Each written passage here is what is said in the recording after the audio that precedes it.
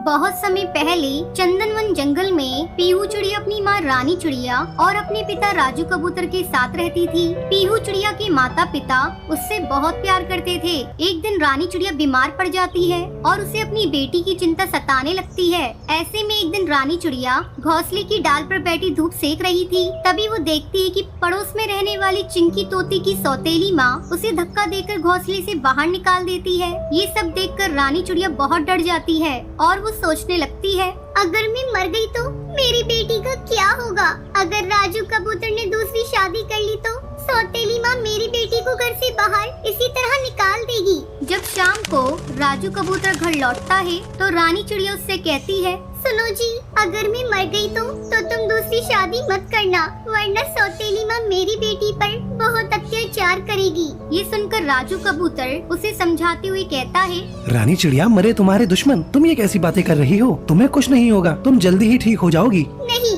तुम्हें आज मुझसे ये वादा करना ही होगा कि मेरे मरने के बाद तुम कभी दूसरी शादी नहीं करोगे। रानी, मैं तुमसे वादा करता हूँ कि मैं कोई दूसरी शादी नहीं करूँगा। कुछ दिन इसी तरह गुजर जाते हैं। रानी की हालत दिन पर दिन बिगड़ती जा रही थी और एक दिन वो मर जाती है। पीहू चिड़िया अपनी माँ से लिपट कर रोने लगती है। उठो ना माँ, तुम उठ क्यों रो रही हो? माँ, कुछ तो बोलो, अपनी बेटी को इस तरह छोड़कर कहाँ चली गई माँ? अपनी बेटी को रोता देखकर राजू कबूतर उसे चुप कराता है। बेटी, तेरी माँ बहुत अच्छी थी, इसलिए भगवान ने उसे अपने पास बुला लिया। अब राजू कबूतर अपनी बेटी का ध्यान रखता है और फिर काम पर चला जाता था। एक दिन उसके घर कालू कौआ आता है और उससे कहता है, तुम कब तक भाभी के गम में इस तरह डूबे रहोगे? मेरी मानो तो तुम दूसरी शादी कर लो। पीहू अभी छोटी बच्ची है, उसे माँ की जरूरत है। कालू कौआ राजू कबूतर को बहुत समझाता है। ना चाहते हुए भी राजू कबूतर कालू कौवे की बात मान लेता है और वो टूनी चिड़िया से शादी कर लेता है। टूनी चिड़िया शक्ल से बहुत ही भोली थी,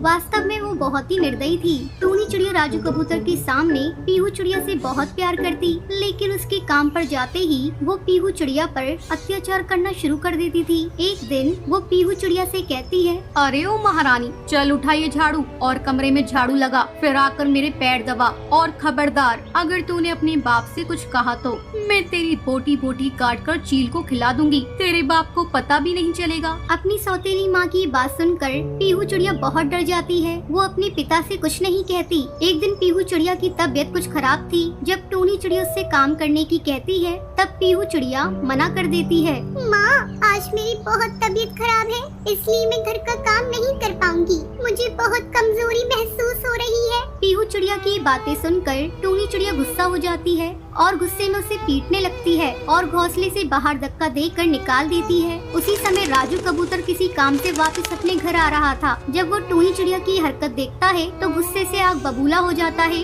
और वो टूनी चिड़िया से कहता है, टूनी चिड़िया, मैंने अपनी बेटी के लिए तुमसे शादी की थी। तुम तो मेरी बेटी के साथ बहुत बुरा बर्ताव करती हो। तुम अभी और इसी वक्त मेरे घोंसले से बाहर निकल जाओ। ये सुनकर टूनी चिड़िया राजू कबूतर से माफी मांगने लगती है। राजू, मुझे माफ कर दो, ये पीहू बहुत ही ज्यादा बदतमीज है। तुम तो जानते हो ना, मैं तुमसे और पीहू से कितना प्यार करती हूँ। तुम ही मुझे बताओ, मैं अपनी बेटी को नुकसान पहुँचा सकती हूँ क्या? वो टूनी चिड़िया को माफ नहीं करता और उसे घोंसले से भगा देता है। फिर राजू कबूतर अपनी बेटी पीहू चिड़िया के साथ खुशी खुशी रहने लगता